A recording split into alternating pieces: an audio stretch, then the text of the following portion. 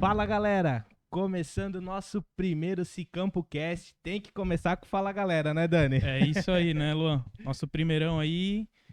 E vamos que vamos, né? Vai ter muito conteúdo top aqui pra vocês, tá pessoal? O nosso Cicampo Cast a gente tá com umas ideias bem legais aí. O Dani aí tá com muita ideia top aí pro nosso Cicampo Cast. Aqui a mente ferve, né? Ferve de ideias. E o nosso primeiro podcast, né, o Cicampo Cast, a gente vai começar com o quê, Dani? Não podia ser diferente, né? Eu, como amante de carros de velocidade, não tinha como ser diferente, né? A gente vai receber hoje aqui nosso convidado ilustre, Eric Metz. Eric Metz. Fala rapaziada, não podia faltar o Fala rapaziada. É um prazer imenso estar aqui com vocês aí, participando do primeiro aí Cicampo Cast, falando um pouquinho sobre a nossa vida, a nossa correria do dia a dia, né? Top. E antes de mais nada, eu queria dar os parabéns aqui para toda a equipe da Cicampo, pro Dani principalmente, que é a primeira vez que eu vim conhecer a sede nova aqui da Cicampo e tá sensacional, assim, desde estrutura, desde atendimento ferramental. Cara, eu queria deixar muito aqui os parabéns. E vocês aí que até agora não vieram aqui, que são de Timbó e região, vocês estão perdendo muita coisa. Mas, tudo bom, vocês não são daqui? Vai lá na internet lá e aproveita aí fazer aquela compra lá imensa, que tem muita variedade aqui. Parabéns mesmo pela estrutura que você formou aí. É isso aí. E o cara tem propriedade pra falar, né? O cara corre no Brasil e corre nos Estados Unidos. Então, de loja, ele também já deve ter visto algumas ali ao longo dessa trajetória, né? Olha, um pouco, viu? E aqui eu vou te falar, o padrão seu aqui já superou lá fora, viu? É então, isso parabéns. Aí, ó. Essa foi sempre a ideia, né? A gente, quando iniciou pra realmente fazer algo diferente, a gente captou bastante ideia de fora, né? Eu tive a oportunidade de, em 2019, ir para o Japão também, com a Makita. Então, trouxe bastante ideia de fora e sem dúvida, valorizar o mercado que a gente tem aqui em Timbó e região para trazer algo top mesmo pro pessoal, né? Trouxe muito, viu? Parabéns mesmo pela estrutura aí que vocês fizeram. Superou muito até lá fora, como eu falei. Eu conheço muitas lojas lá fora. Sim. E o jeito que você estruturou aqui desde de ferramentas e ambiente e tudo mais de estético, meus parabéns mesmo. Esse campo tá num topo ali que tá difícil de nego bater aí, viu? É isso aí, galera. Ó, e você que não pode vir presencial, no nosso canal aí tem um tour pela nossa loja aqui, pelo nosso novo Shopping das Ferramentas. Só vai aí no canal depois que vocês assistir o podcast aqui e acompanha lá. E vamos começar, né, Eric? Vamos. Como é que começou essa paixão aí pela mecânica, andar de carro? Como é que surgiu isso tudo aí, cara?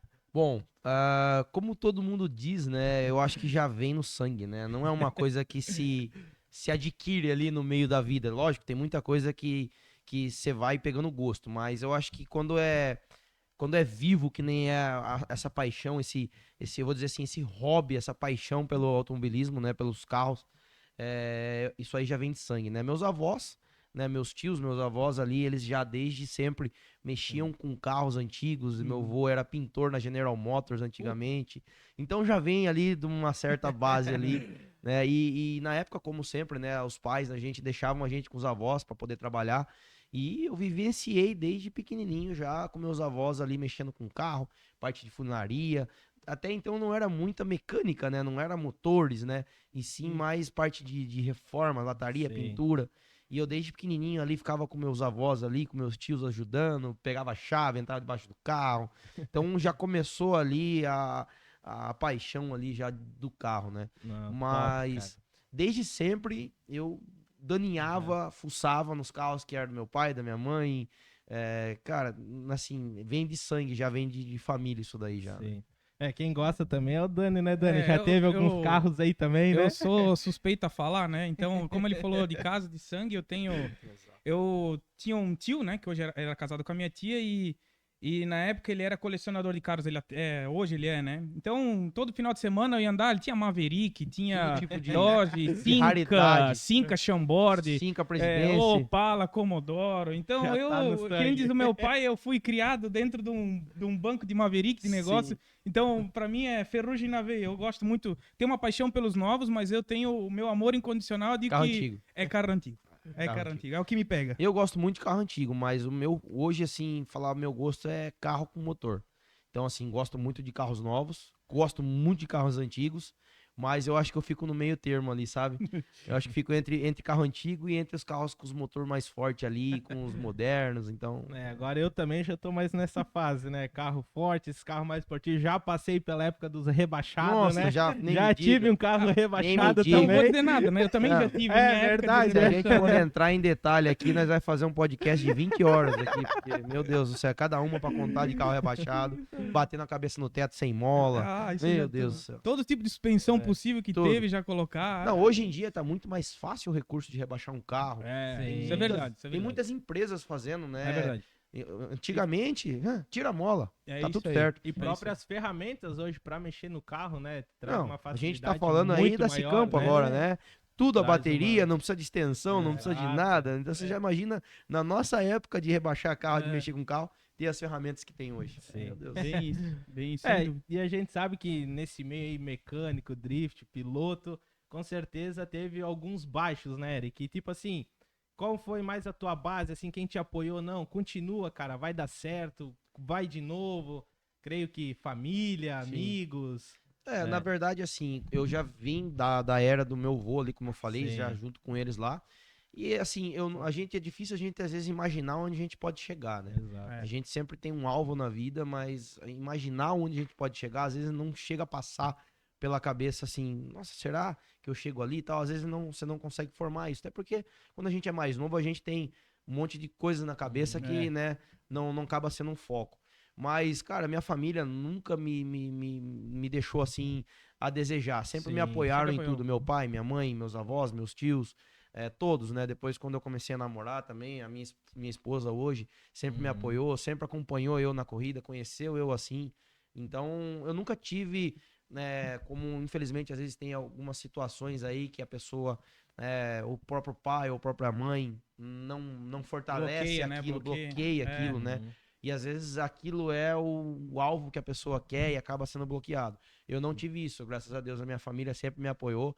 Meu pai, totalmente diferente de mim, meu pai mexe com estrutura metálica, um ramo nada a ver com o que eu tô, né? Com o gosto que eu tenho.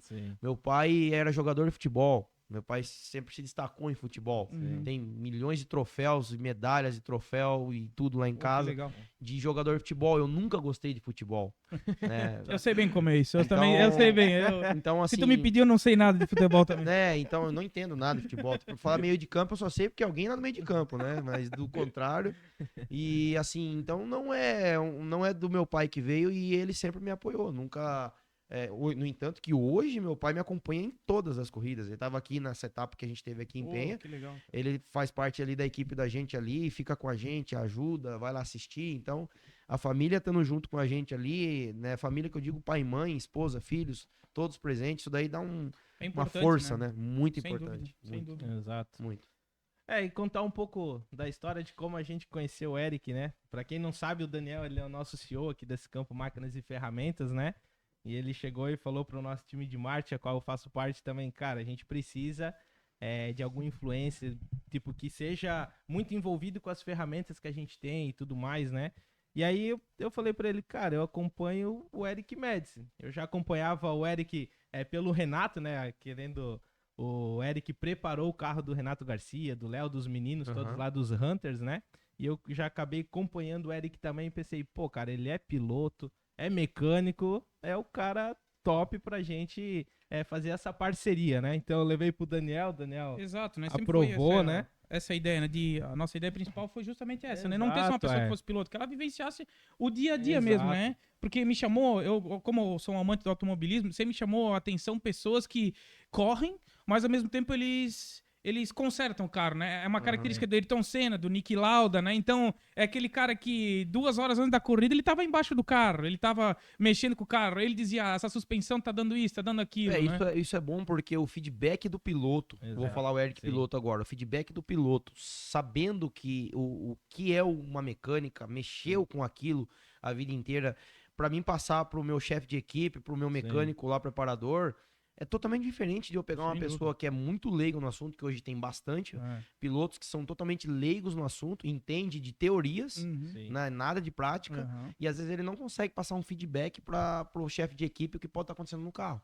Diferente do Eric. O Eric tem o Eric piloto e o Eric preparador, mecânico, né? Que então foi isso considerado quase dos melhores aí do Brasil, né? Graças a Deus, né? Eu assim, por um bom tempo, eu fui considerado, assim, por todo mundo, um dos melhores preparadores de drift do Brasil, assim, de feedback, de montar carro, de projetar peças, porque aqui no Brasil, infelizmente, a gente é muito restrito a esse tipo de projetos, é muito caro para trazer lá dos Estados Unidos, da Europa. Sem dúvida. Então, muita coisa eu se virava na oficina, eu fabricava, eu fazia, aquele tal do engenheiro maluco, o professor Pardal, sabe? Eu sempre fui assim.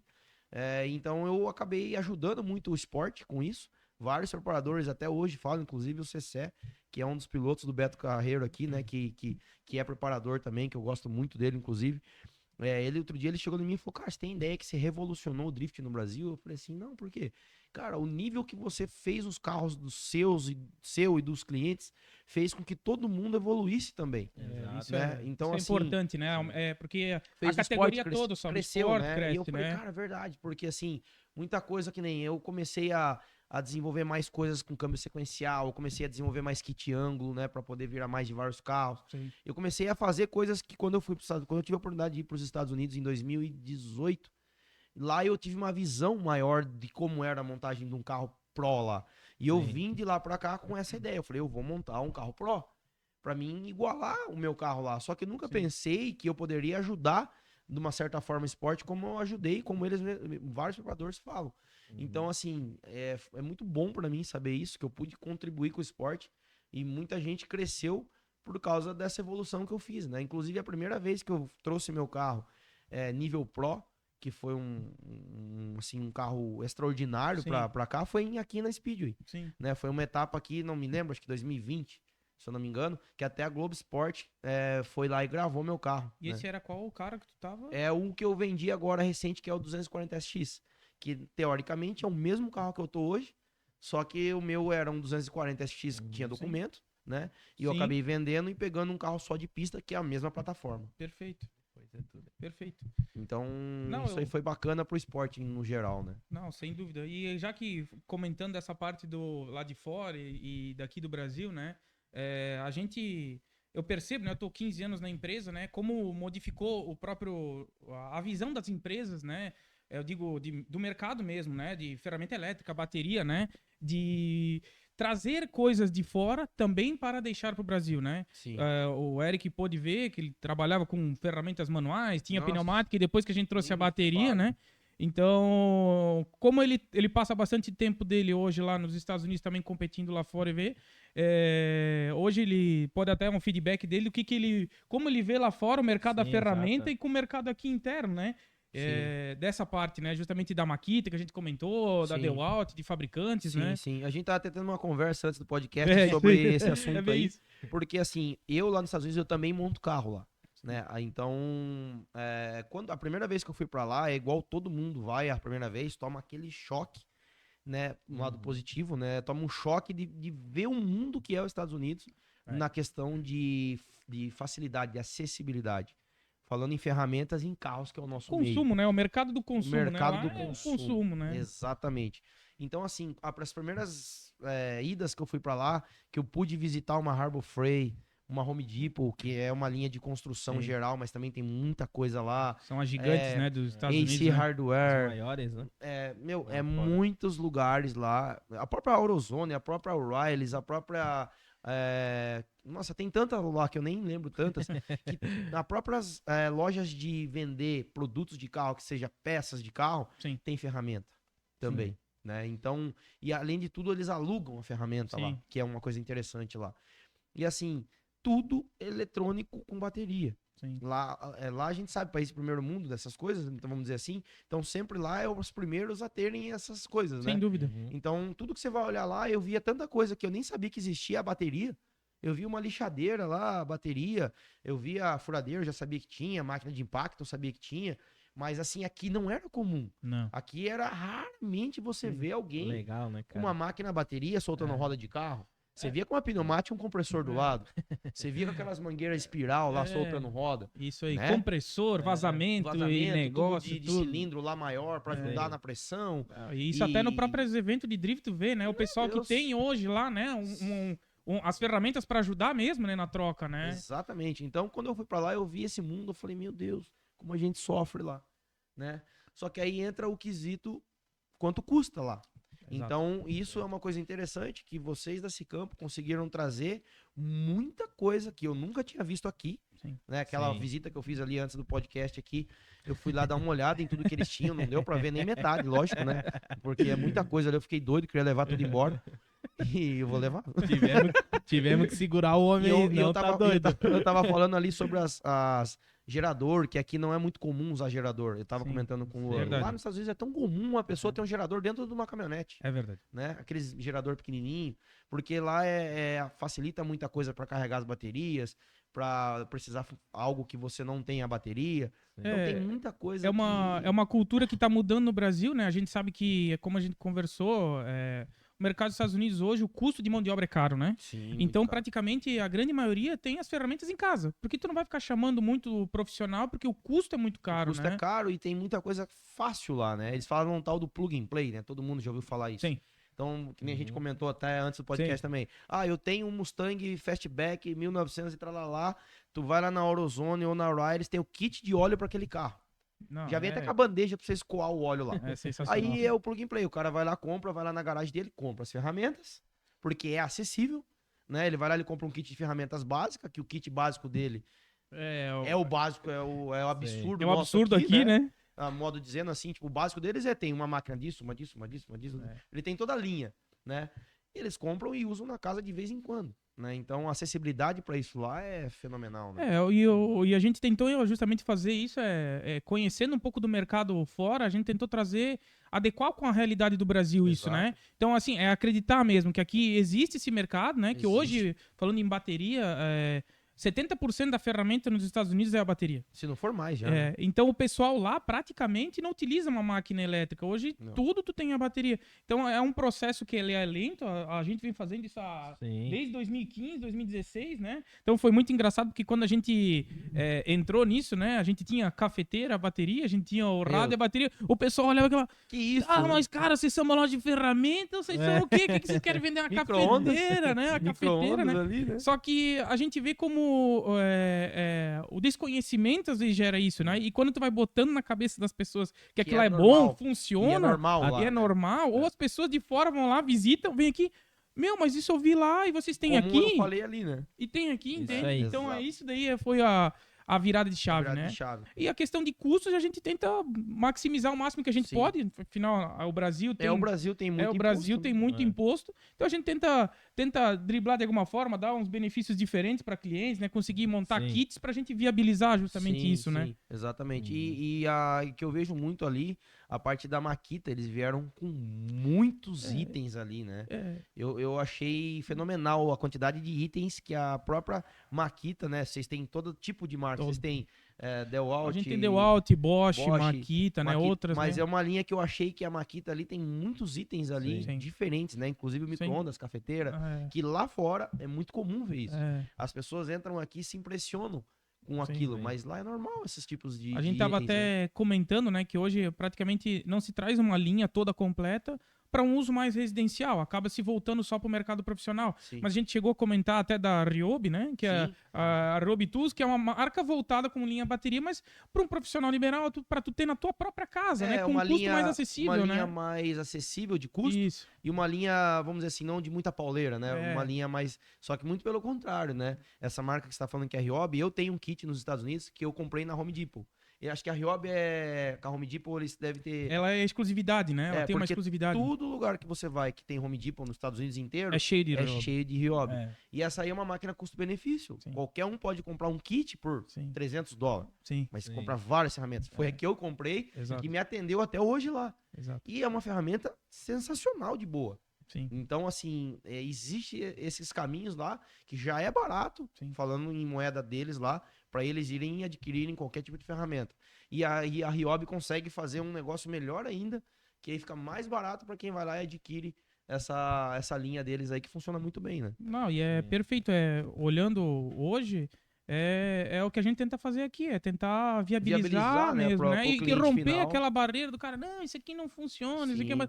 Cara, a gente mostra na prática, né? Tudo até isso, né? os clientes às vezes acabam duvidando, pô, mas eu tenho lá, a bateria vai funcionar. Hoje a gente tem a dúvida da força, mas vai cortar, mas vai isso. Hoje a gente tem um promotor técnico, né, o Marcos, que o Eric também conhece, ele vai nas empresas, faz o desenvolvimento, mostra dele pro cliente, não, cara, isso aqui realmente funciona, vamos testar aqui pra te ver. Sim. Aí faz o teste, os clientes ficam impressionados. E é engraçado, né? Que assim, às vezes o cara que é o profissional, que nem é profissional, que é o em casa, ele acredita mais do que o profissional que utiliza, né? Ele é mais cético, né? De querer, pô, a gente vai lá num serralheiro, nós vamos num mecânico, pô, mas isso aqui não funciona o negócio. E às vezes a pessoa, pra ter em casa, ela compra aquele produto e ela acredita muito mais do que o outro. Isso é verdade. Eu mesmo posso falar, porque no começo, muitas ferramentas...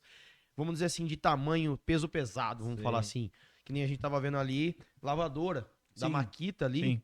Uma lavadora mini jet. A bateria, aquela eu não tinha visto nem nos Estados Unidos, tá, gente? Eu não tinha visto nem lá. Quando eu olhei ali, falei, não, mentira. Eu falei, e é forte?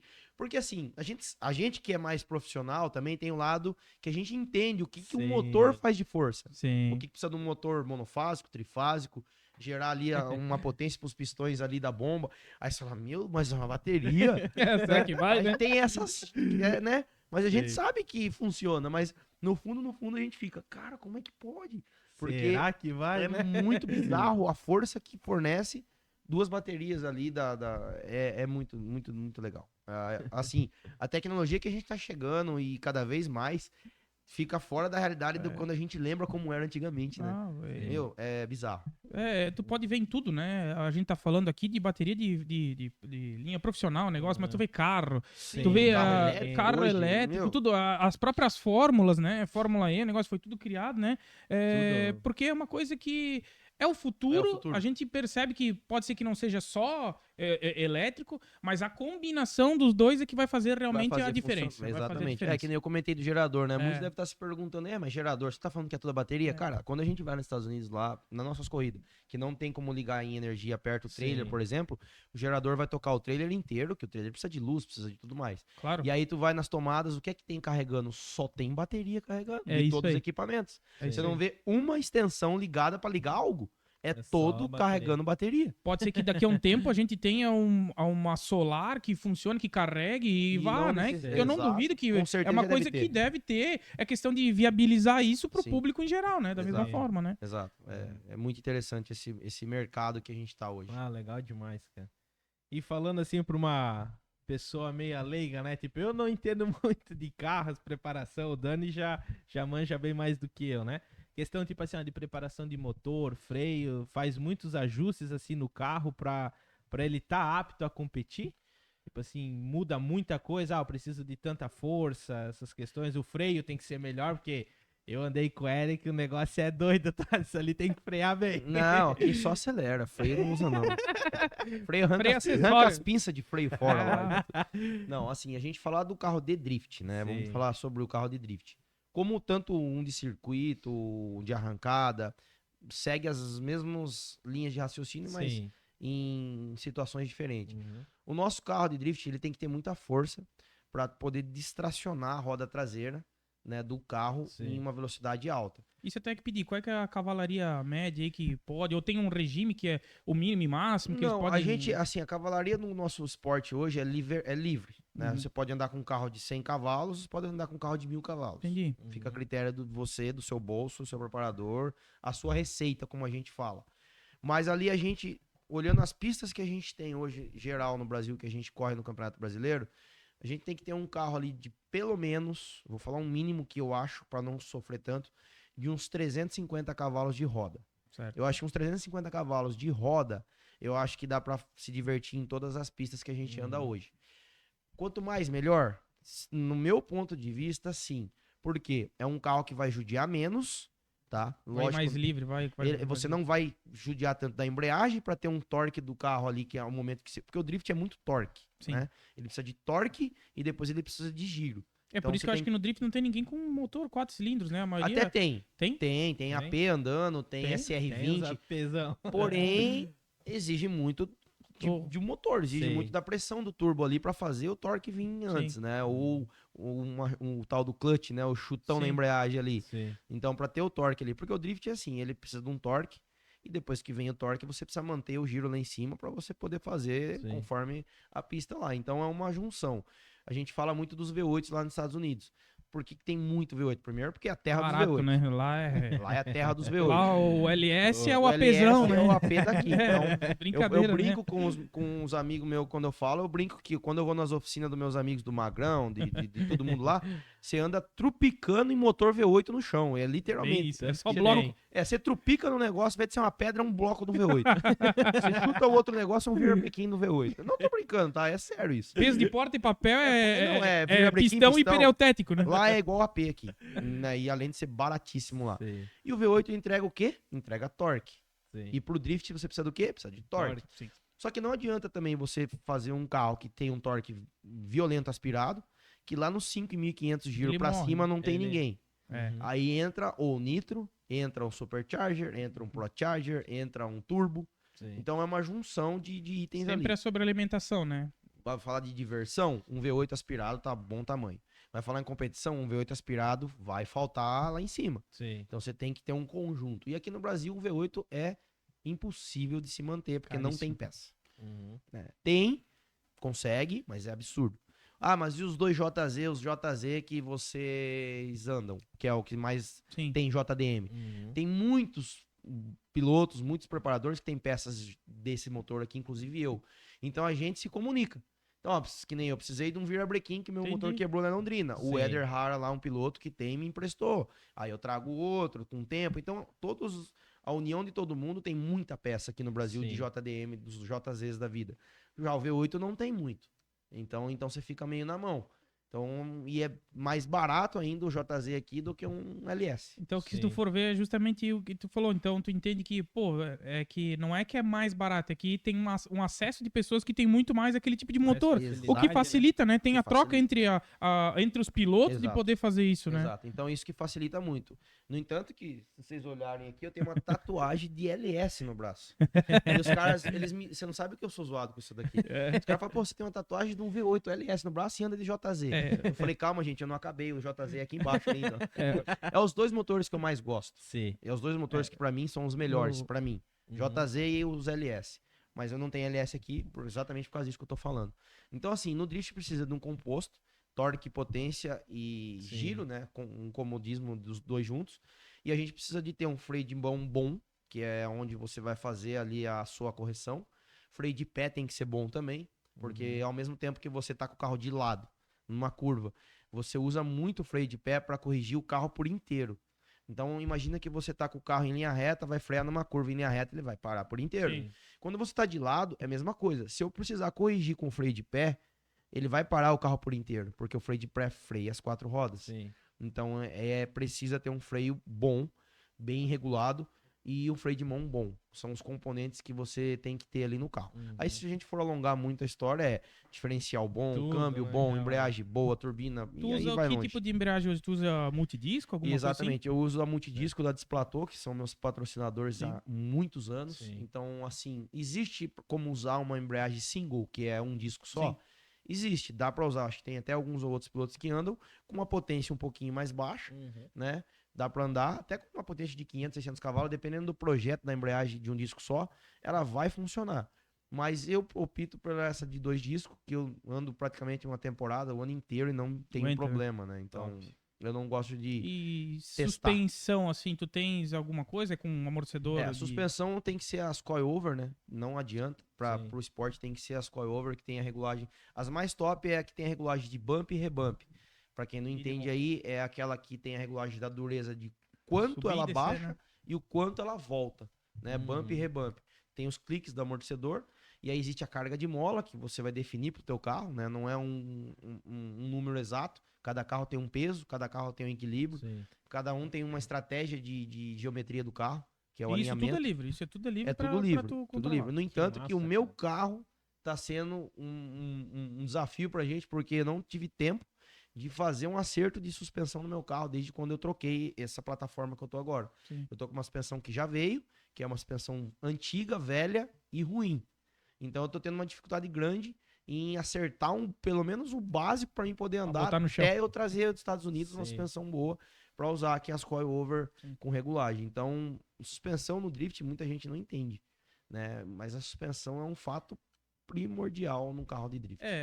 Eu sempre vejo, né? Quem conhece um pouco de automobilismo, né? Sabe que o motor é uma parte, né? A outra parte é o jogar no chão a potência que é gerada, né? Isso é independente de categoria, né? Exatamente. Aproveitando essa parte de jogar no chão, muita gente acha que eu tenho que ter os pneus cheios, pneu duro, porque o carro tem que distracionar. É muito pelo contrário. Tem que ter uma suspensão muito boa, tem que ter uns pneus de composto muito bom, e você tem que aderir tudo isso como grip, porque eu preciso que o carro distracione com grip. Porque senão ele não me lança pra frente, ele não me lança vai ficar parado no lugar onde eu preciso, né? vai ficar parado no lugar. Imagina vocês aí com É um burnout, né? Não é um drift, imagina vocês entrando na casa de vocês com o piso cheio de omo, sabão no chão, e vocês vão tentar chegar até o final da garagem. Vocês não vão conseguir. E o drift é a mesma coisa. Se o carro estiver todo solto no chão, é a mesma sensação. Vocês vão virar o volante, ele não vai onde você quer. Você vai frear, ele vai passar reto. Você vai acelerar, ele vai patinar e não vai. Ele tem que ter aderência no chão pra você fazer o que você quer, entendeu? E a gente presenciou até na etapa junto, quando tinha só o tempo bom, andando com 8 libras no pneu. A gente falou, cara, 8 libras vocês vão colocar? Pra ter justamente o grip da roda pra lançar o carro. Aí começou a chover de tarde, o que fizeram? 4 libras no pneu. Agora você vai contar meu segredo. Isso tá revelando o segredo, ó. Segredo revelado. Não, tô brincando, isso daí eu falo mesmo. O que acontece? Eu uso uns pneus mais altos, isso eu vim com essa mentalidade depois que eu fui lá para os Estados Unidos, né? Isso que eu enxerguei lá. Eles andam com os pneus com mais área, para você poder murchar ele e ele ter, eu chamo de mordedura, para ele ter a mordedura correta igual arrancada. Só que existe um limite que às vezes você acaba murchando muito e acaba estragando aquilo ou descola o pneu da roda. Sim. Então, por que eu tava andando com tanta libragem baixa agora? Porque como eu tô com a suspensão ruim, eu tô tentando exigir o que eu posso do amortecedor do pneu ali. Porque minha suspensão tava muito dura, então eu não tava tendo o amortecimento que eu precisava pro carro gripar. Então eu tava usando tudo que eu podia do pneu até onde não descolava e acabou me ajudando em certo ponto. Sim. Porque senão não ia conseguir muito. Então, existe uma libragem correta para cada carro também. Não é murcha tudo ou encher jamais. Depende muito de carro para carro. Mas eu sempre andei com essa receita com o pneu bem murchinho, entendeu? Agora, o que me chamou a atenção, falando em pneu, né? Todo mundo pensa drift, né? Olha, é fumaceira, negócio, né? O que me chamou a atenção foi quantos jogos de pneu gasta numa corrida dessa? Alô, pneu stop. Então, a quantidade de pneu que a gente gasta depende muito da composição e da pista que a gente tá andando. A composição que eu digo como que tá a pista, como que é o asfalto da pista. É aquele asfalto que é áspero, é um asfalto... Depende muito de cada pista, depende muito de ambiente também, se tiver muito sol... tudo isso acaba mudando. A gente viu muito isso, eu até acompanhei a Fórmula 1, aconteceu que tentou finalizar uma corrida e acabou os pneus, porque a pista do Japão estava tão aderente que gastou a troca de temperatura ali de um dia para o outro, modificou tudo, né? Principalmente esses caros aí, né? Então, no nosso caso, depende muito, mas em média... Tá? Em média, a gente gasta aí em torno de 16 pneus por final de semana, que seria um sábado e domingo. Tá doido. 16, 18, né? Depende muito de quanto você consegue andar e depende muito da pista. Existe outro fator aqui também, que aqui no Brasil... Essa média do Eric, né? Que o Eric é pé no porão direto, né? Aqui não tem meio. É 0 ou 100. Isso aí todo mundo já sabe. Mas existe um fator que aqui no Brasil a gente tá bem pra trás ainda da gringa, falando eu andando na Fórmula Drift, que lá é essencial isso. Saber o speed da pista, a velocidade da pista. Então aqui eu acho que quem tenta muito fazer isso aí, que eu sei, é o Sartor, é o Barion, que são os caras mais técnicos, e hoje em dia eu também tô procurando seguir essa linha de raciocínio, porque às vezes você tá... Vou dar um exemplo aqui no Beto Carreiro, tá? Onde a gente acabou de andar. Às vezes a pista ali, ela exige uma velocidade de... Vou falar em km, tá? Sim. Em 100 km por hora. Vou chutar aqui, tá, gente? Não é isso que ela lá. 100 km por hora. Então, eu preciso saber a marcha que eu quero andar ou que eu posso andar, que dá 100 km por hora final. Sim. Então, vamos supor que a minha terceira marcha, ela corta em 100 km por hora. Essa relação de marcha é ideal para a pista. Sim. Tá? Se eu andasse de segunda, ela ia dar 80, ou se eu andasse de quarta, ela ia dar 120. Aí, vocês sabem me responder o porquê isso ou não? Pra não acabar passando ângulos, algo assim, da própria pista. Se vir numa velocidade a menos, tu não vai conseguir Também. chegar tão perto pra fazer pontuação. Também. Muita gente não sabe disso, né? Que Sim. vocês aí que estão Mais assistindo. um segredo, mais um segredo. Mais um Revela. segredo Não, até não é tanto segredo, mas muita gente não sabe Sim. o porquê. O que acontece? Lá nos Estados Unidos acontece muito do quê? A gente não conseguir terminar a segunda volta com o pneu. Sim. Ah, tá. Gasta demais. O pneu chega na linha, no arame, estoura. Tanto Sim. gripe que come tudo. Você tá acabando a volta, não tem ninguém mais ali. Não tem nem Caraca. nada. 2 fatores, né? Pneu liso não tem gripe, Sim. zero gripe. Você não vai conseguir terminar o traçado colado na pessoa. Ou você de liderança ali vai ficar muito lerdo. Você vai ficar muito mais escorregadio, então qualquer coisa você vai rodar. Sim. Né? E outra é estourar o pneu no meio do caminho, estragar a roda e você não acabar não concluindo a volta. Por quê? O primeiro fator, se você tiver com um speed a mais, você vai gastar pneu à toa. E muito pelo contrário, quando tem muito mais velocidade do que devia naquele traçado, o carro ele fica mais liso do que devia. Né? A gente chama de overspeed, como se fosse você tá virando mais do que devia, então ao invés de te dar gripe, ele vai te fazer ao contrário. Tá gastando Ele muito vai mais. ficar mais solto o carro, Sim. porque a borracha esquenta tanto que ela fica mais lisa do que devia. Putz. Então você vai perder porque você não tem mais pneu e você não vai conseguir alcançar o cara da frente desde lá do começo da pista. Porque enquanto o cara tá com 100 por hora tracionando e ao mesmo tempo gripando, Sim. você vai estar a 150 por hora totalmente solto e o carro não vai. Desnecessário, vai gastar Caraca. tudo que não consegue nem terminar. Então você a vai primeira gastar pneu a mais, você não vai ter a velocidade que você precisa, você vai fazer seu traçado errado, seu carro vai ficar mais solto, você vai perigoso rodar, você vai Sim. chegar mais rápido, às vezes, na onde você não deve, ou mais lento. Então, assim, e isso aqui no Brasil ninguém faz. Eu vou te falar, é muito pouco, pelo menos que eu sei, que tenta fazer isso. Eu acho que é o Sartor, eu acho que é o Barion, mais alguns outros pilotos. Sim. Só que a gente tem um grande problema em quesito ferramental, item pro carro. Lá nos Estados Unidos tem o diferencial que chama Quick Change. Você tira a tampa, Sim. em 5 minutos você troca as engrenagens, ela muda a relação do Já. carro que você quer, Caraca. tá? Aqui a gente não tem essa opção. Aqui ou você vai lá e limita o giro, ou você vai lá e troca a relação de marcha do câmbio, coisa que ninguém vai que trocar vai um câmbio, trocar lá no negócio. ou você vai trocar diferencial, Sim. que quase ninguém vai fazer isso aqui. Então a gente não tem recurso aqui pra isso, né? Um diferencial desse lá nos Estados Unidos custa $9 mil completo.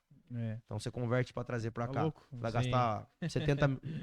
Então, É isso. aí acaba sendo limitado isso. Aí a gente vai nas opções que dá. Corta o RPM antes, aumenta o RPM, troca de marcha. Aí vai, cada um faz o seu recurso. Sim. Entendeu? Então isso daí é muito importante. Então isso vai evitar você gastar pneu excessivo e vai evitar você a deixar de fazer o grip do carro ali desnecessário e sofre e de repente é isso. Aí a Entendeu? gente vê que é muitos pontos, né? O cara tem que saber ali a aceleração, frear na hora certa, acelerar, cuidar pro carro não rodar. A gente que andou, cara, é muitos detalhes que às vezes alguma coisinha errada acaba rodando o carro, às vezes se distanciando do carro da frente e acaba Exato. zerando a prova, algo assim, né? Exatamente. A gente falou de preparação do carro, né? Mas era Sim. interessante a gente até falar qual é que era hoje, talvez o mais importante, assim, para uma preparação física do piloto, né? Pra drift mesmo, né? Sim. Eu acho que a preparação física do piloto, desde corpo, Sim. desde ir numa academia, sair correr, isso é pra vida, né? Sim, Além de sim. ser um... Saúde, né? gente? Saúde. Então, você lá, né, assim, vamos dizer, você vai chegar lá obeso, cansado, você vai entrar num carro, você vai ficar morto. Então, assim, exige uma preparação pro piloto? Sim, exige. Mas aí cada um tem um foco pra você melhorar. Que nem você correr. O que eu gosto de fazer muito, que eu comecei a treinar de um tempo pra cá, é você fazer não é testes, aquelas brincadeiras com as bolinhas para você pegar agilidade ali, Sim. para Sim. você ser ágil, para treinar ali a sua agilidade, né? Então, isso daí eu acho que pro drift, que é uma coisa que, como você mesmo falou, é um monte de coisa que você tem que fazer ao mesmo tempo e olhar e a aquele... percepção, né? é A percepção de aquele pegar aqui nas reflexo alavancas. rápido, aquele teste, sabe? O reflexo você tem que ter com... Quando o carro vai posicionar, você já tem que posicionar. É tudo reflexo rápido que não dá tempo de pensar. Então, você treinar, fazer esse treino de reflexo é muito bom. Eu comecei a treinar e eu vi muita diferença. Eu treinar bolinha, treinar lâmpada, sabe? Que vai cor aqui, cor aqui, solta a bolinha, pega aqui embaixo. Então, esse tipo de treino é muito bom. Eu vi diferença nisso. Então, você vê que seu reflexo fica muito bom. Até eu brinco, às vezes, na oficina, quando eu vou derrubar alguém vai derrubar alguma coisa, você tá meio esperto e já segura. Sabe aquela brincadeira que os caras pegam e começam a ver se já acha que é o Homem-Aranha, assim, né? Não sabe que é o Homem-Aranha? Porque você fica com o reflexo, né, bem ágil. Então esse tipo de treino é muito bom pra nós do drift. Desde uma academia, correr... força bastante as pernas também, né? A parte de embreagem, né? Perna. Deu uma volta aí com o carro do Eric. O peso que é a embreagem. Por isso que eu já logo pedi se era uma embreagem multidisco, né? Porque, cara, ela vai engatando, ela vai vindo, cara, tranco, é pesadaço, tá? E outra coisa que eu falo pra muitas pessoas que às vezes não treinam isso é o psicológico. Muito importante. Daí, pra todos os tipos de corrida, qualquer coisa do automobilismo. Se você não entra, você faz tudo isso. Você vai lá, academia, corre, treina, toma suco, come batata doce, faz tudo que você tem que fazer lá. E treina reflexo e não sei o quê. Aí você chega lá com o psicológico todo zoado. Você não vai fazer nada. Não adiantou nada que você fez. Então, a primeira coisa que eu acho que o cara tem que ser treinado é psicologicamente. É estar com a mente boa, tá ali preparado para aquilo. Eu, até hoje, quando eu vou alinhar um carro, tem adrenalina que toma conta do corpo e você tem que saber o que você vai fazer ali. Entra no modo automático, né? É normal isso. Então, mas a adrenalina, eu sempre digo, é a primeira de como foi a primeira vez que entrou, né? Coisa, é a mesma coisa, nunca né? muda. Você entra ali com medo, não adianta. O cara que vem falar pra você que é piloto há 30 anos, não tem isso. Que não sente um friozinho na barriga. Mentiroso. Tem sim.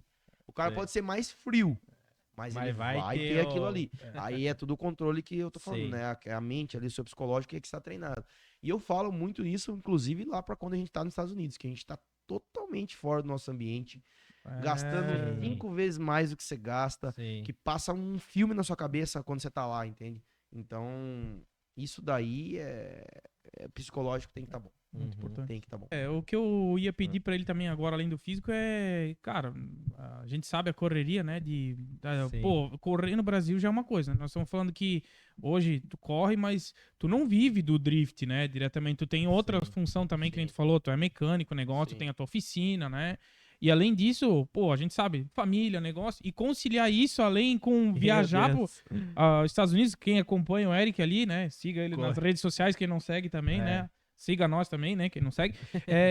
Pra gente realmente entender, porque eu vejo, eu abro o Instagram quando eu olho, é ele viajando. Daqui a pouco tá de volta, daqui a pouco tá lá, daqui a pouco voltou. Até pedi pra ele, quando ele vai sair hoje e amanhã. Não, tu já vai pros Estados Unidos. Não, eu acabei de voltar, não é bem assim, calma, daqui a pouco eu olho e eu tô sentado conversando com ele, daí eu olho e ele tá lá nos Estados Unidos. Isso aí, exato, é a correria danada, né? Isso daí é uma coisa muito difícil. Na verdade, e falando só de mim, mas vocês aqui, vocês sabem como é que é essa vida de ter várias funções e a gente conseguir delegar tudo que a gente quer, né? Então, assim, pra mim, o que é muito complexo, essa parte é que mais é complexa, na verdade. Conciliar, porque assim, existe o Eric piloto, existe o Eric piloto dos Estados Unidos. São 2 tipos de pilotos, vamos dizer assim, né? 2 vidas, né? Vamos contar em vida, né? É uma vida piloto Brasil ou uma vida piloto Estados Unidos. Daí já envolve uma vida mecânico Brasil e outra vida mecânico Estados Unidos. Nós já estamos com 4 vidas aqui. Aí envolve a vida Eric youtuber. Tem isso também, tá? né, cara? Que é onde a gente tá. Já somado redes sociais, Instagram e conteúdo, tudo. Tá podendo aqui estar presente com os patrocinadores, fazendo o nosso merchan. Então é mais uma coisa que toma um tempão. Outra é família. Então, assim, olha quantas vidas a gente tem. Então, o que acaba acontecendo? Você tem que dar um jeito de delegar muita coisa, né? O que as pessoas podem fazer para te ajudar, quem você pode contratar para te ajudar. Os braços direitos, Os né? braços direitos, exatamente. Não existe como você fazer tudo sozinho. Você precisa desses colaboradores, sem dúvida, né? Dessas parcerias, colaboradores e tudo mais. E também existe o ponto da onde você quer chegar.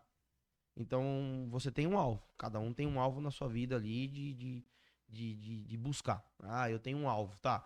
Mas esse alvo você consegue conciliar tudo? Não. Então, infelizmente, você tem que começar a abrir mão de alguma coisa. Dá o foco, né? Então, sem foco não tem. Quando eu comecei com a oficina por hobby, por paixão e por trabalho, eu cheguei graças a Deus, graças ao meu bom trabalho e aos meus colaboradores que sempre estavam comigo, eu cheguei num auge bom com a oficina, só que daí eu tava entendendo que eu ia ficar somente naquilo. Sim. E aí é o que eu quero? Não, não era o que eu queria. Tipo, agradeço por tudo que eu passei até lá, porque tudo é um ensinamento de vida. Sem dúvida, né? Mas, se eu continuasse naquilo, não é o que eu queria. Sim. Eu queria ser um piloto. Lá nos Estados Unidos, que era um sonho até o momento. Né? E eu comecei... E realizou, né? E realizei, graças a Deus. E cada vez eu vou buscar um alvo maior. E aí eu falei, eu tenho que começar a tirar o pé. Da onde que eu vou tirar o pé? É meu ganha-pão isso aqui. Sim. A oficina é meu ganha-pão. Tipo assim, não tem como eu falar assim, tchau, oficina. Tchau, vou embora. Tchau, eu vou para os Estados Unidos, eu vou tentar carreira piloto. Tchau, tá, obrigado. e aí como é que eu pago minhas contas? Como é que eu tenho uma família para criar com filho e tudo? Não dá. Então eu fui fazendo o quê? Eu fui tirando o pé. Eu fui diminuindo o cliente. Eu tentei colocar sócios lá dentro que acabou não dando certo, para poder delegar a função, para mim dividir mais. Acabou não dando certo, aí eu tirei a sociedade, voltei a ser sozinho, vim diminuindo, quando surgiu a oportunidade de vir para Londrina, onde eu tô morando hoje, com o Renato, de fazer a oficina meio a meio com ele, que a intenção dele foi deixar o pai dele, que é o Elton, que é meu sócio hoje, porque o Renato também tem a vida, que nem a gente tá falando, focada 100% no que ele faz hoje. E a oficina para ele não tem um certo interesse em questão de ele focar lá. Então ele achou os braços que a gente tá comentando agora e deixou com o pai dele. E a minha intenção foi, eu consigo tirar o pé da oficina, consigo focar no YouTube, que é as redes sociais, que é um geral, que atrai patrocinadores, atrai colaboradores ali. É muito necessário, né, pra isso aí, não tem nem como. E isso agrega ao piloto. Então, a mídia social, vamos falar assim, YouTube, vamos falar o item mídia, rede social. Então, eu preciso da rede social para ser o piloto, para mim atrair todos os patrocinadores e ser um piloto. Então, eu comecei a focar nessa parte, comecei a diminuir a oficina, diminuir cliente, tal. Quando surgiu a oportunidade, mudei para Londrina. Então, foi aonde eu consegui começar a equilibrar minha vida com relação à rede social e piloto, que é o meu foco. E a oficina existe porque é uma coisa que eu nunca vou deixar de ter, porque é meu hobby, minha paixão aquilo. Então, assim, até o momento que ela consegue se manter, tá tudo bem. Se ela uma hora não puder se manter, eu vou ter como minha garagem somente. Entende? Então, eu não quero perder meu foco com a oficina mais para tirar meu foco da rede social e do piloto, que hoje é o meu foco. Tanto no Brasil quanto nos Estados Unidos. Nos dois lados, né? Tanto lá quanto aqui, né? Exatamente. Então, é por isso que eu comecei a diminuir. E hoje eu tô nesse alvo. Eu quero continuar sendo um bom piloto. Quero continuar sendo um bom garoto propaganda das redes sociais. Porque os dois se somam, né? Então... a gente sabe, né? Hoje a Sicampo teve uma grande ascensão, assim, justamente depois começou realmente a trabalhar forte nas redes sociais, né? De a gente ver, né, que hoje o poder do marketing é muito forte, né? De tu mostrar. E como tu mostrar, às vezes, as soluções, as coisas que a gente tem aqui. Sem ter uma rede social, né, que chegue hoje para as pessoas, né, de uma forma massiva, né, de uma forma internet massiva, hoje, né? Como é que tudo, né? Então, e o que é legal nesse ponto que você está falando, é por isso que eu não deixo de ter minha oficina, minha garagem ou minha oficina, vamos chamar das duas formas, porque a Sicampo, ela tem interesse no Eric como mecânico, e também como piloto. Então, para mim é uma força maior que eu tenho para usar essa moeda. Vocês têm todas as ferramentas necessárias para uma mecânica e eu preciso de todas essas ferramentas necessárias. Então, fica lá o Eric no dia a dia, que é o meu trabalho, né? No dia a dia ali da oficina funcionando, com tudo que eu preciso que a Sicampo fornece. E quando eu vou para a pista, o que acontece? O Eric precisa de todas aquelas ferramentas que é mais necessário ainda na corrida, porque não tem tomada, não tem isso, não tem aquilo, tem que ser algo compacto, algo ágil. E estamos ali com a Sicampo, fortalecendo a gente nesse... Traz uma facilidade muito maior, né? Tanto no dia a dia, que a gente sabe que o negócio é validado pelo exemplo, né? De nada adianta colocar uma ferramenta na mão que nunca usou, vai mostrar, às vezes, de uma forma diferente, que não tem nada a ver, às vezes, né? E ali a pessoa é a vivência, né? Tu vai ver que ele não é um personagem, uma pessoa real usando a ferramenta e usa todo dia a ferramenta, né? É 24 horas ali usando a ferramenta. Então eu acho que essa é a grande diferença hoje do Eric, porque é uma pessoa que Cara, não mostra, Ele mostra a os dois ferramenta. lados. Ele mostra os dois lados, né? Ele mostra a realidade do dia a dia do mecânico, Exato. como vocês aí são mecânico, construção, agrícola, Sim. e eu mostro na hora do perrengue da corrida, Exato. que são dois fatores diferentes. Exato. Entende? Até contar um caso aqui que a gente viu que as ferramentas trazem uma facilidade muito grande.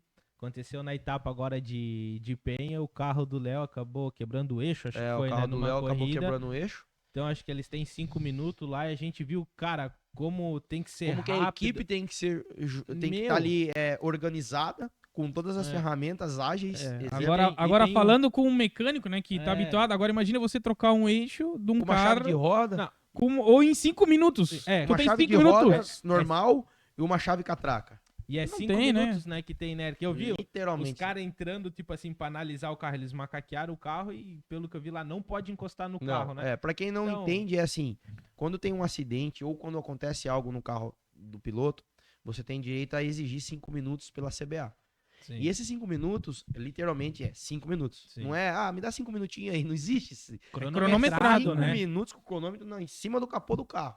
Sim. E quando você pede 5 minutos lá pro pessoal lá da equipe que tá lá Sim. na pista, você tem que vir até o seu box andando com o carro, ninguém pode relar a mão no carro, mas é literalmente encostar no carro. É, eu vi o Não pessoal pode. entrando, analisando, tipo, com as mãos toda pra baixo, assim, na cintura, entrando com a cabeça. Encostou a embaixo mão, do já carro conta. lá. Encostou a mão, ou começa Cara- a contar se ele estiver perto, ou é desclassificado. Tá? Sim. Então você tem literalmente 5 minutos para você fazer qualquer coisa que você precise no carro. Hum. Aí você pode levantar o carro É. no macaco, colocar os cavaletes Sim. com o cara da CBA ao lado, sem validar o tempo, colocar na posição de trabalho, pegar todas as ferramentas e as peças que você precisa para aquilo. Do lado mecânico, deixar tudo Sim. junto Pode ali. pôr tudo no chão ali, aí vai a hora da Cicampo. Pega tudo que tem da Cicampo, ai, coisa linda. Máquina, parafusadeira, e a gente- Acessório, soquete, tudo. né? soquete, tudo, aí bota tudo ali do ladinho. Aí fala assim, valendo. Aí é uma corrida mesmo. É É pit stop, né? Que nem tu vê, É, e a pit stop, gente né? vê o Pit stop. feeling, tipo, do mecânico ali na hora. O cara, tipo, se ele errar uma bitola de uma porca, alguma coisa, cara, o tempo Não ali tem- é não tem tempo pra crucial. erro. É, Não não tem tem, né? O cara deve crucial. estudar o que vai de É. coisa em cada peça Em de uma cada suspensão. peça, Ele sabe, exato. aqui vai uma 14, ele estuda antes de começar. Exatamente. Né? É, Tudo. isso, já deixa tudo na Tudo mão. no pra- chão ali. E o Gustavo ainda, que é o Sei. meu mecânico principal ali, que é o chefe de tudo ali, ele queimou todo o braço É, a gente no viu lá. escapamento do carro quente pra poder tirar o eixo. Só que a Putz. adrenalina não deixa sentir na hora. Ah, é verdade. Então, Depois cara, ele depois tava ele lá, né? Queimei Queimei tudo o meu braço. braço aqui, tudo vermelho. E assim, não tem margem pra erro. E nessa do Léo, se a gente não tem as ferramentas Cicamp, muito obrigado, Cicamp. E eu quero mais algumas ainda. Se não tem essas ferramentas lá, é impossível você fazer numa chave Sim. comum. Não dá tempo. Então, você vê como que Perde a própria- volta, né? Tu o perdeu. perde a volta não, você perde literalmente Tudo. o final de semana. Porque aí você não vai correr mais. Entendeu? Cara, Então, não, olha, você vê a gente como presenciou, uma coisa é, puxa a outra, assim, é bem aleatório, ó. sim. Você tem 5 minutos pra arrumar o carro. Se você não tem ferramenta adequada, você não Já vai era. arrumar. Então, era. automaticamente exige você ter ferramentas adequadas, né? E uma equipe adequada pra Sim. isso. Com certeza. O do Léo, a gente empurrou o carro com 30 segundos pra acabar. É. Mas É, andou. Tem que sair do box dentro dos 5 Tem que, minutos. o carro, ele tem que andar. Andou dentro dos 5 minutos, daí ele tem problema. Daí ele pode sair dali, fazer a volta. Sei. Mas tem E que lá- tá dando. Tem que sair do box em 5 minutos. O Eric até se jogou meio pra janela lá. Vamos, Léo, vamos, Léo. É, eu ajudei ele a Carro- engatar a marcha ali, porque ele tava. O que que eu faço? É Eu uma falei, correria, meu, galera. é louco. É muito massa. E numa dessas você não tem as ferramentas adequadas, literalmente. Ah, já era, né? Esquece. Desclassifica. Né? Entende? Acaba perdendo, né? E é isso aí. De outra. Quer falar dos do abastecimento, troca de pneu, Daniel? Ou dos batalhas? É, eu queria entender um pouco assim, né? Falando do drift, né? Tem a parte das batalhas também, né? Como é que Sim. funciona a parte das batalhas? É muito legal você perguntar, porque tem muita gente que assiste e ainda não Não entende entende. É, como Até funciona as provas, né? Tem. o julgamento. É assim, eu vou fazer um resumo Sim. mais simples, né? Vou falar do meu jeito para quem é leigo. Existem 3 juízes que vão analisar, Uhum. né, as suas voltas de líder e de perseguidor, Sim. tá? Mas, Eric, como que faz chegar nos 2 carros andar junto? Como é que faz isso? É igual futebol. Você vai fazer uma classificação, tá? Então você vai fazer, geralmente aqui chama-se quinó classificatório. É uma volta. Se você tirar uma pontuação entre os top 16, você não precisa fazer a segunda volta. Se você precisar fazer a segunda volta, você tem que entrar entre o top 32. Mas vamos resumir, vamos falar que é 2 voltas que cada piloto vai fazer sozinho na pista, de acordo com o briefing que é feito antes com os juízes. Eles vão mostrar um mapa da pista, tá? Tem um mapa da pista e tem os lugares corretos para você passar com o carro. Não é uma pista com um asfalto de 6 metros de largura que você passa onde você quer. Não. Existem as marcações, que é o outside, que é onde passa com a traseira do carro, e o inside, onde tem que passar com a frente do carro. Então o juiz vai demarcar a pista, vai mostrar pra gente onde é o lugar de outside, de outside, inside, tal. Ah, aqui passa com a traseira, tal. Beleza, esses são os pontos principais da pista. Depois tudo isso vai julgar a velocidade que você vai andar, a linha que você vai fazer, se é uma linha corrigida, se aquele carro fica balançando, se tem muita correção no volante, qual que é a fluidez que você vai fazer a pista. Se você vai rápido, de repente devagar, de repente rápido, de repente devagar. Constância, ou você vai fazer uma constância melhor, né? Existe o fator ali, pé no porão, dá para fazer com pé no porão, tem que andar com meio pedal. Então ele vai pegar, os 3 juízes vão analisar um composto geral de tudo isso daí e vai te dar nota. Isso 0 a 100. Aproximando daí o mais próximo do carro nessas... Isso com um carro sozinho, aproximando no limite da onde ele falou que você pode passar. Quanto mais então perto vamos dizer chegar... que tem um muro, a pista de Londrina, que tem um muro. Então tu raspar o para-choque no muro é o limite do carro. Tu bater no muro, você exagerou, então você perde ponto. Então você bateu no muro, deu aquela consertada no carro, porque bateu, vai tirar ponto. Você vê no muro, raspou, nem mexeu o carro, é o, tipo assim, vamos dizer assim, é o ponto.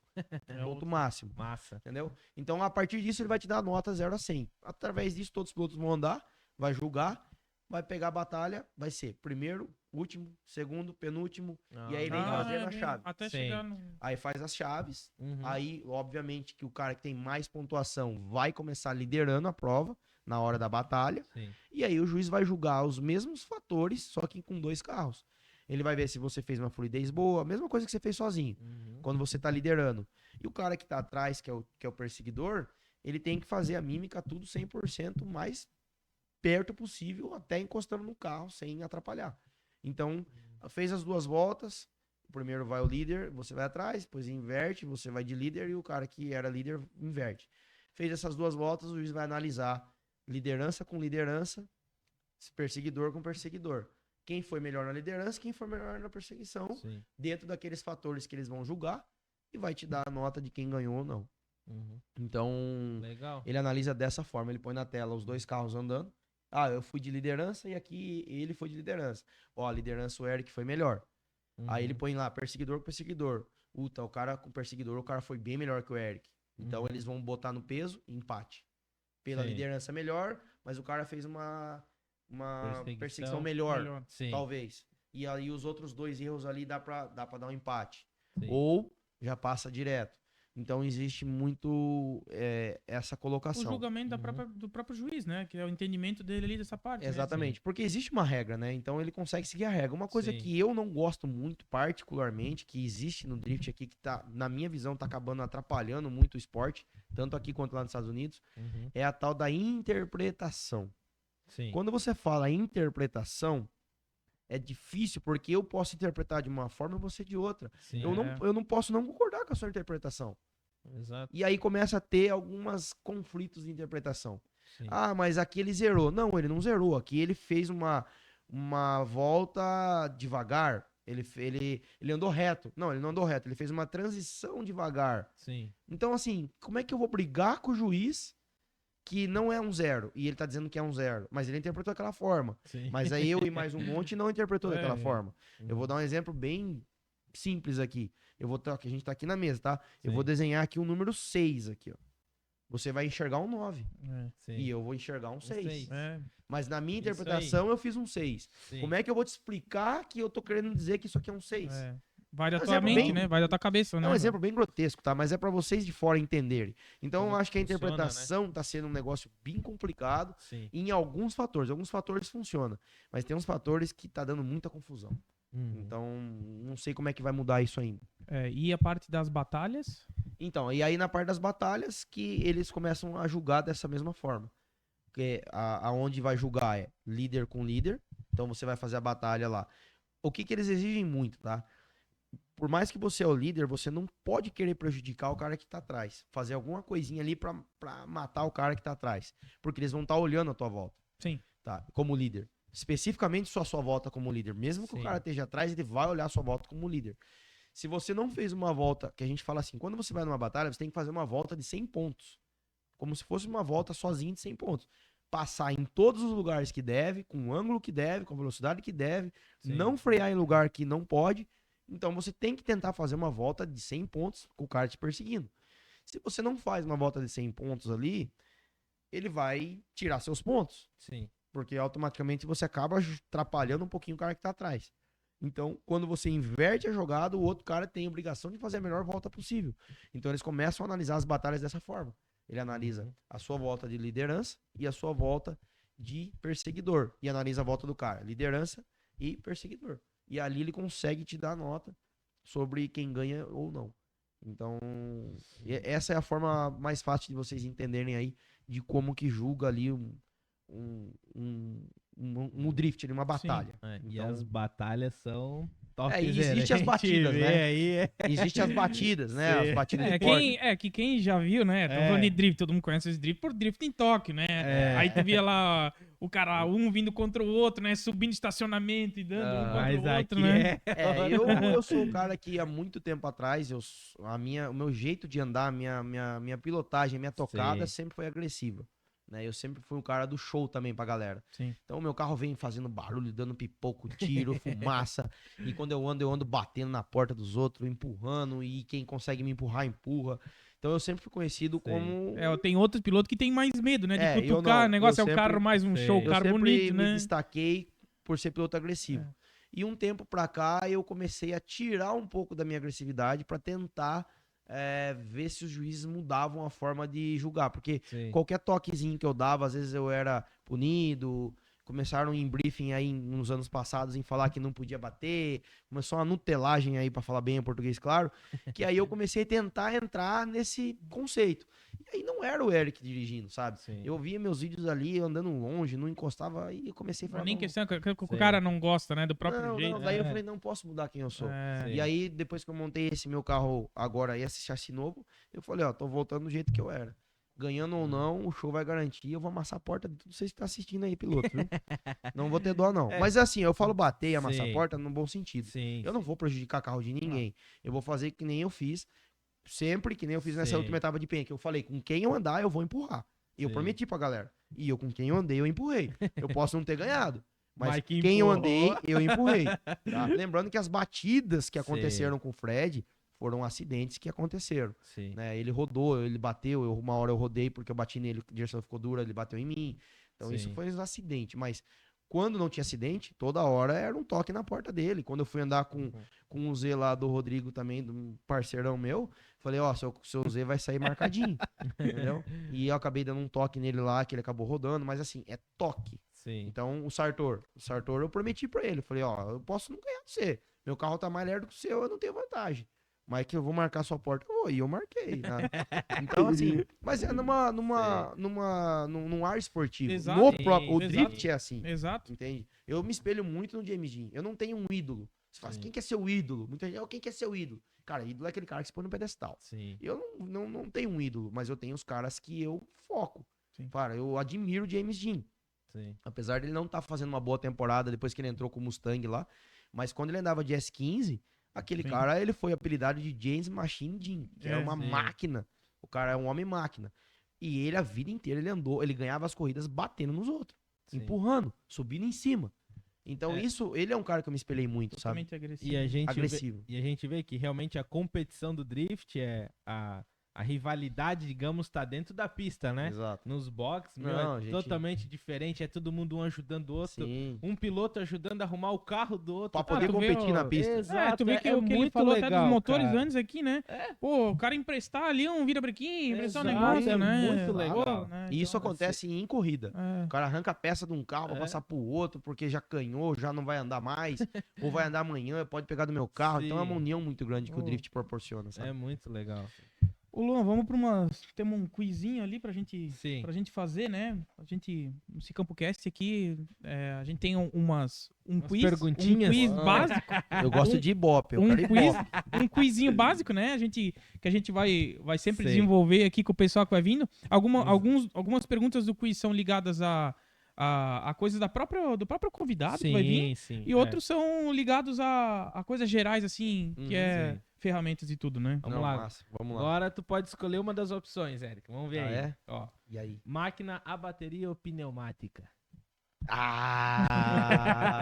Pneumática. Tô brincando, pelo amor de Deus. A bateria, cara. Meu Deus do céu. Salvou a vida. Algo que tu se arrepende no drift de não ter feito até hoje. Que eu me arrependo ou não me arrependo? Opa, peraí. Algo que se arrepende de não ter feito. Nada. Nada, até hoje tudo. Porque eu sempre fui aquele cara que eu prefiro fazer e depois me arrepender do que não ter feito e falar, será que ia dar certo? Não, eu não sou esse tipo de pessoa. Eu faço, mas até agora nada, não me arrependo de nada do que eu fiz. Vamos lá. Qual tua referência no drift? Então, referência que eu uso hoje, já usava, é o James Dean. Então vamos lá. Vamos lá. A referência pra mim é o James Dean, né? Apesar de ele não estar fazendo uma boa temporada com o Mustang, mas é um piloto que eu sempre gostei do jeito dele andar e é um cara que eu me espelho. Não, legal. E agora vamos lá. Qual foi teu primeiro carro, cara? Chevette PA. De drift, né? De drift. Isso. Chevette PA. Famoso tubarão. Chevetão, era um Esse Chevette. aí Era um Chevette de pilotos e marcas que corria, não sei se corre ainda, em Interlagos. Eu fui buscar lá num cara lá que mexia lá no bairro de Interlagos.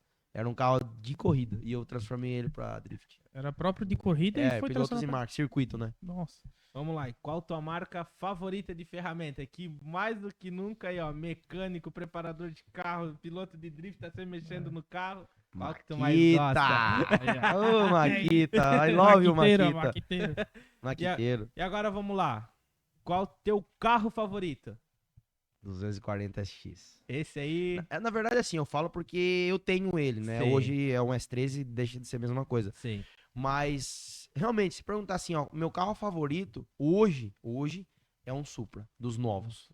Eu gostaria de montar ele. Sim. Né? Mas... Da última geração agora? Essa última geração aí. Caraca, esse deve ficar...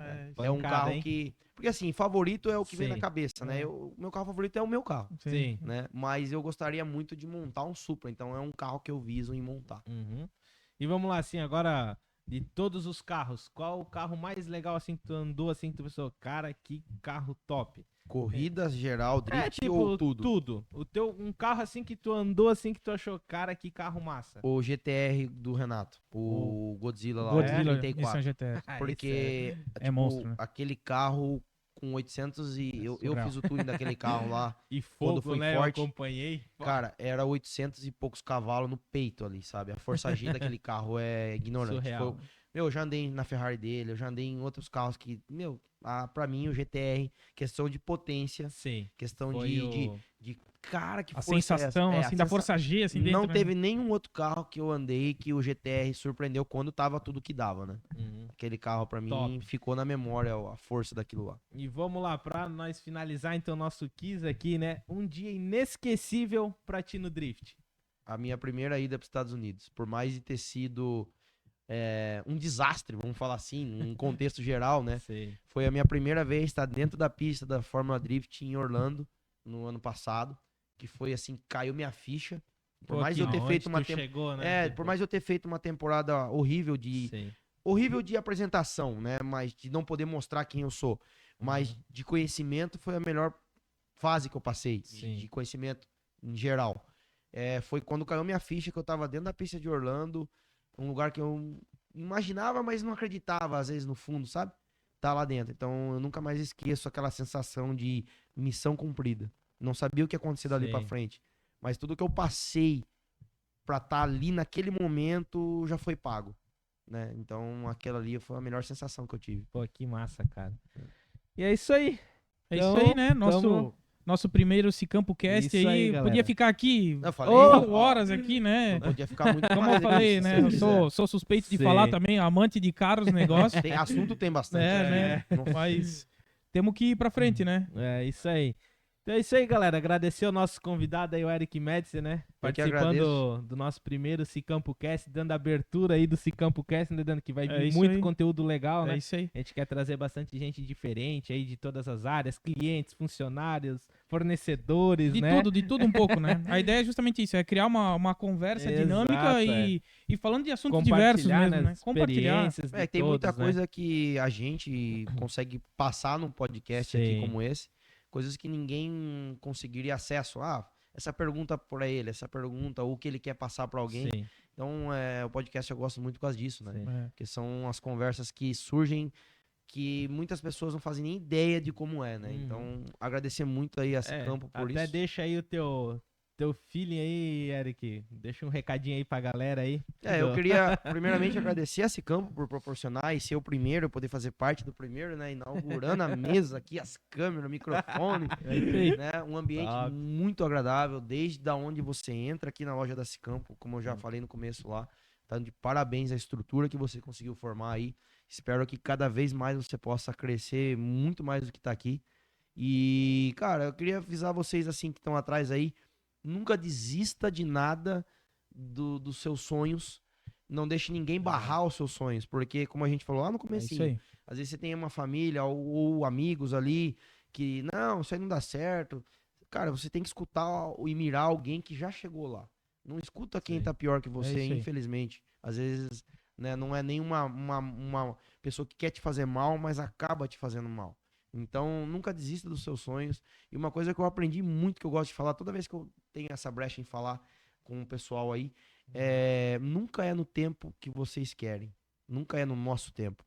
E eu aprendi de uma forma difícil, como a gente é humano, né? Ansioso, então, tudo não é o nosso tempo. E às vezes as coisas acontecem, não vou dizer errada, mas vou dizer certa.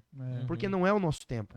É o tempo de Deus. Sim, você não tem que querer atropelar o tempo de Deus. Independente da sua fé, da sua religião, a gente tá falando de um cara só. É isso aí. Então, assim, não se desanime, porque aquela pedra que ele botou ali, que você tropicou e caiu, é para você levantar, ficar calejado daquilo dali, mais forte, para você buscar algo maior. Então ele te prepara antes da batalha, né? Ele treina você e você não quer ter treinado, você quer tudo mais fácil, o ser humano é assim.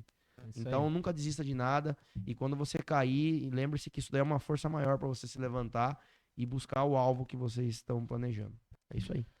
É isso aí, né, então, galera. Sim. Então, nosso primeiro Cicampo Cast, já se inscreve aí no nosso canal, né? Aí. Ative as notificações aí para não perder mais nenhum vídeo aqui do nosso canal. Siga a gente nas redes sociais aí, ó. Vamos deixar aí o Cicampo, também o Instagram do Eric aí. Segue a gente aí. E valeu, galera. É isso aí, galera. Aquele abraço, até o próximo. Valeu, abraço.